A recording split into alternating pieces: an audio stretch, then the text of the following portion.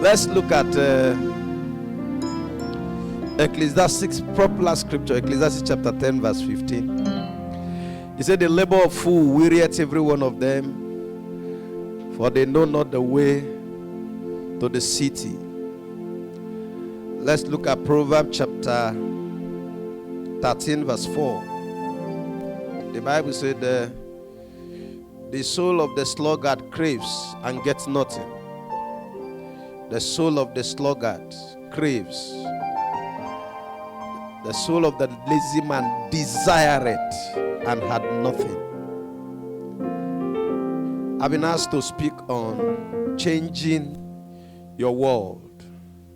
I'd like you to remove your mind completely tonight from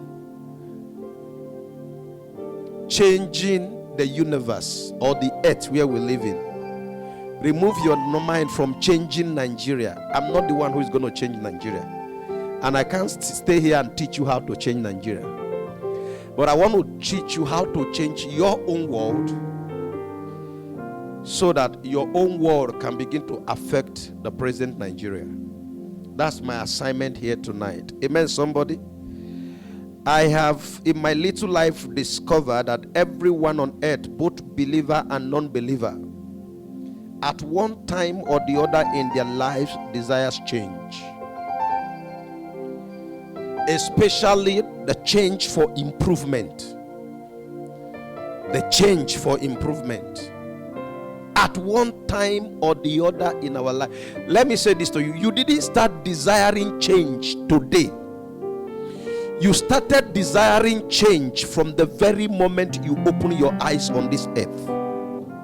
You started desiring change from the very moment you were born. The cry you cry first was a cry for change. And after that, you discover that after a while, as you are being taught to sit down, you see every child that have learned to sit down becomes uncomfortable sitting down. Immediately he wants to crawl. He wants to move beyond that place you kept him or her. Am I communicating here? What is he looking for? Improvement. He wants to leave the level he is now to the next level of his life. It's not greediness. It is the nature of man. God has created us. Listen to me.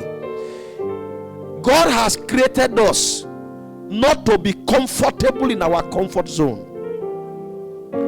The desire to become better, the desire to become richer.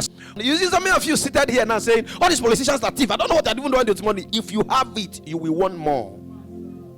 Because it is in the nature of man to keep improving on who he is and on what he has.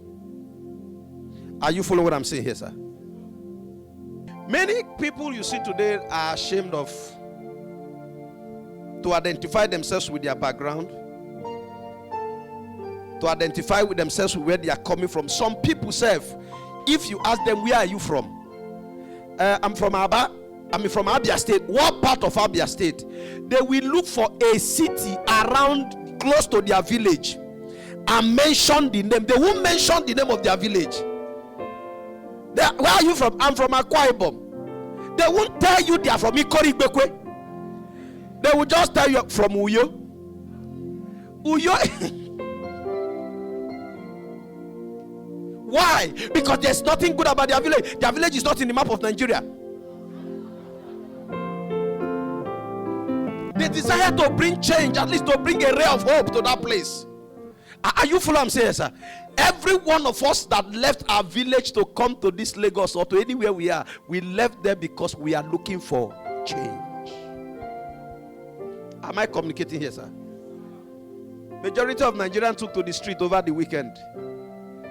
Huh? They took to the street. Why? You want change. But hear me, sir. Nigeria won't change until you and I change our own world. Nigeria will not change. It is not bringing a pig out of the gutter. It is changing the pig from being a pig.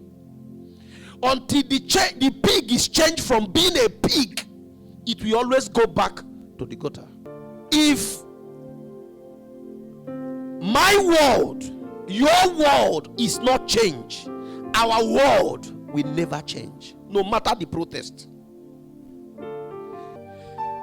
A wise man called Gert Heinrich once said, he said, in youth, we want to change the world. He said, but in old age, we want to change the youth.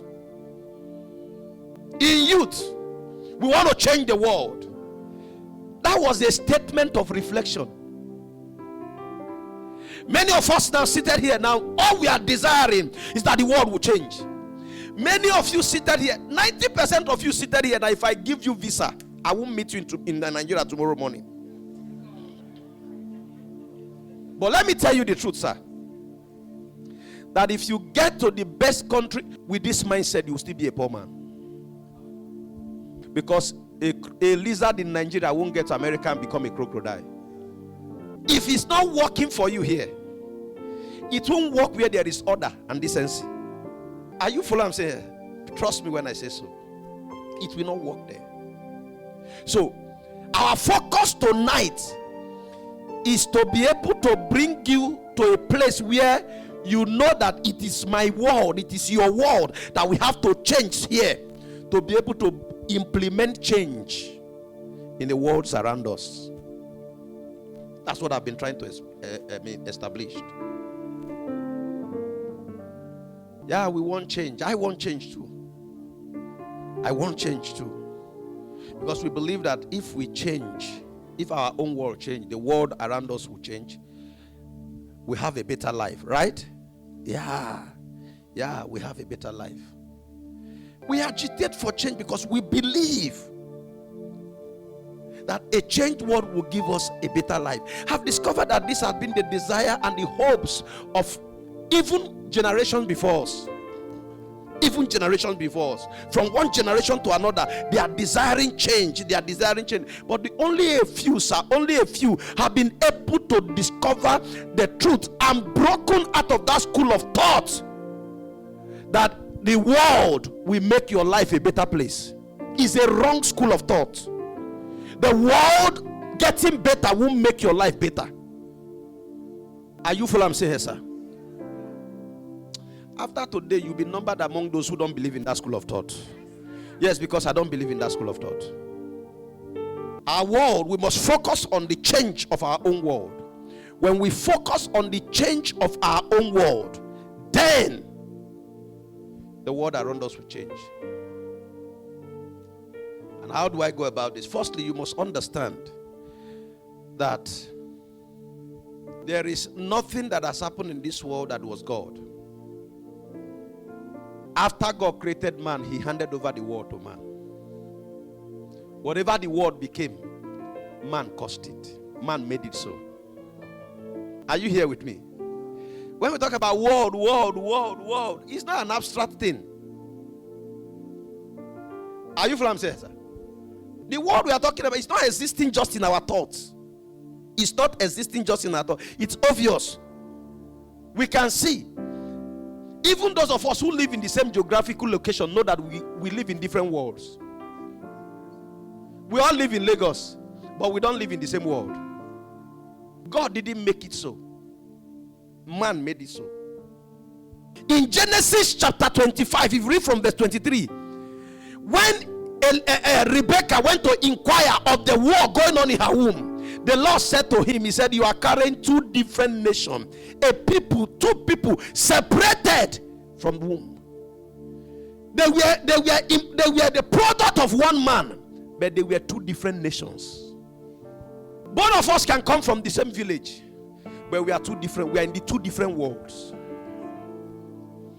We can be in the same church, in the same ministry, pastors, but we operate from two different worlds.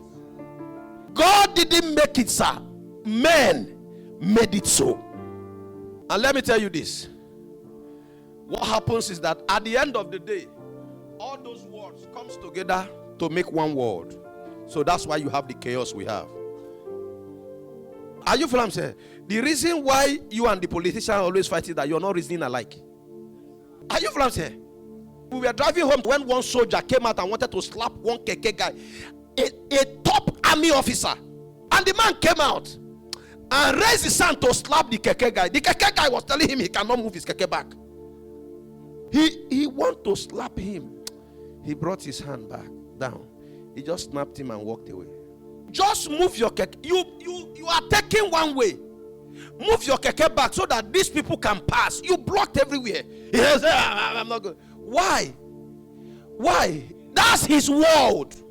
So this one is coming from another world where there is discipline, where everybody obey order, and this one is coming from a world where they thrive in chaos. Are you here with me?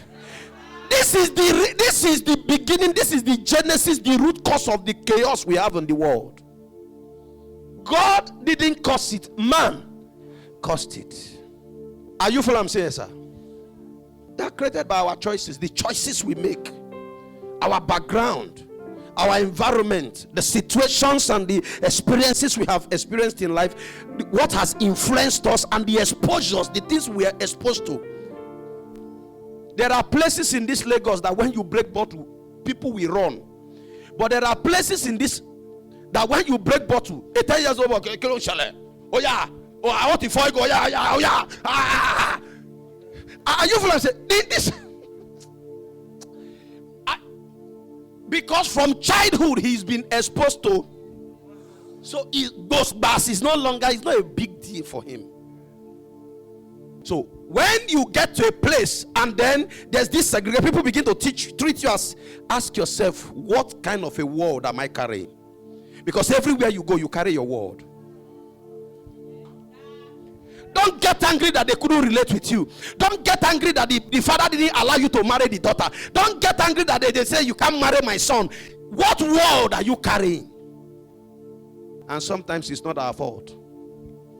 It's just that we find ourselves in the wrong world in the first place. Are you here with me? But unfortunately, most people have consciously or unconsciously held on to the world that is affecting them. Yeah, you were born and bred in Bariga. You were born and bred in Munshin. You were born and bred in Shomolu. You were born and bred in Ajangbadi. You were born and bred in Iyadapaja. It's all about ja. You know what I'm saying? Are you what I'm saying, sir? Let me not mention Aja. No. Aja is different from Ja. You know what I'm saying? You were born and bred in those areas. Must you carry them wherever you go? Must you hold on to that influence, that exposure? Must you hold on to it? Because listen to me, sir. That's the problems many of us are having. That's the rejection many of us are facing. You are handsome, you are intelligent, but the world you are carrying, there's this aura that world gives you. Have you gone to some area? You see, no matter the perfume they use, they will still smell fish. No, I'm not. Sir? Huh? Many of us don't know that we are like that. No matter how the suit you wear, you are still smelling area boy. No matter, are you hearing what I'm saying this morning? Listen, don't get angry. Pay attention to what I'm saying. Pay attention to what I'm saying. I have gone past some immigration. You see some people, just mere looking at them like this, they are suspects. Just the way they look. Listen to me, sir. You might not know that camera is watching you. Listen to me, sir. There might not be camera, but there's a global eyes watching you. How you carry, how you comport. Because you know you are used to in community secondary school, when they are dividing things, you push everybody down to go collect your own first. In fact, you collect one, collect the second one, put at the bucket. So am I still here? Am I communicating this in? When you put up such attitude, you're building a world. You're building a world. There are some names, if I mention them in Lagos today, if I mention them, the only thing that comes to your mind is violence. No matter how much they have, there's a world around them. If you discover that your world, your background, where you're coming from, your exposure, the things that has influenced you does not look like the world you envisage, does not look like the world you dream of, does not look like the world you are praying for, does not look like the world you are trusting God for, you are the one I want to talk to tonight. Because many youths have resorted to fighting uncle, fighting out of frustration, fighting everybody they want to fight. Listen to me. Fight from now till tomorrow. I can mention names of those who have fought in this barriga who are in the grave today without achieving anything.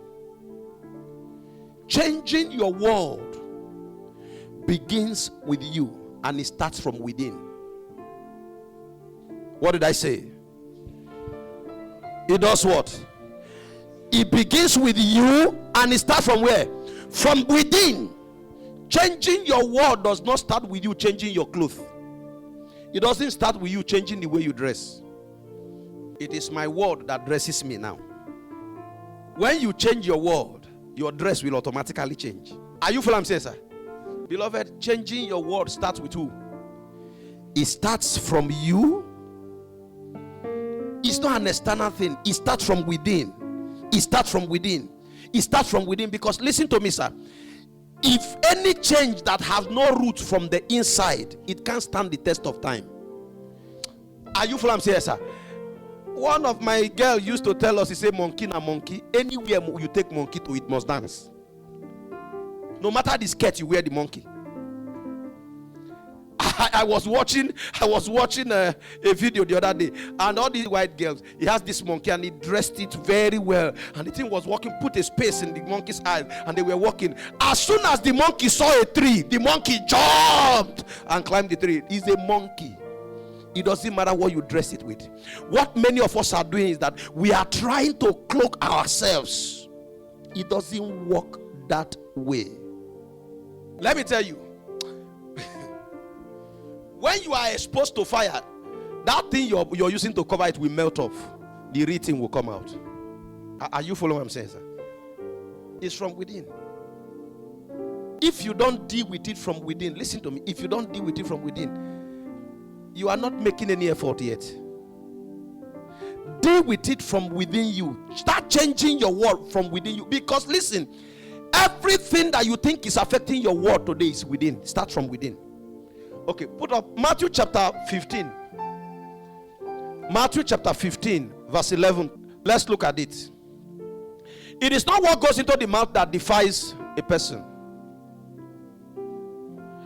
but what comes out of what? This does what? Oh, this scripture is so deep. It is not what hits you from the outside. It is not what the experiences, the things you are exposed to. That's not what stops you in life. It is what comes out from within you. That's what stops you in life. So if it is what comes from within that stops me in life, and I want a change, this change must start from where? From within. From within. From within. Because whatever that has been happening to me, that has been affecting me, has been from where? From within. That's what Jesus said. You might not believe my word, but please believe what Jesus is saying. So the change must definitely start from within. If it does not start from within, you're playing. Are you still here with me? Are you still here with me? Yeah. You'll be making mistake to start any change process from outside. You'll be making a very big mistake. A very big mistake. Look at Matthew 23, verse 26. Look at what Jesus said to the Pharisees. These are guys who were law personified. They know the principles of God. But Jesus told them, this is where you miss it. Look at it. You blind Pharisees, first what? And what will happen? Is what he simply said, that once you clean the inside, your outside becomes automatically clean. Oh, this is awesome. Put it in New Living Translation. You blind Pharisees, first wash the inside of the cup and the dish, and then the outside will. Did you see it now? The outside automatically becomes clean. Clean the inside. It will reflect on the outside. But you know what we do? Huh? If you want to know the latest clothes in Yaba, go to poor areas. Because they think in dressing that way they will be accepted.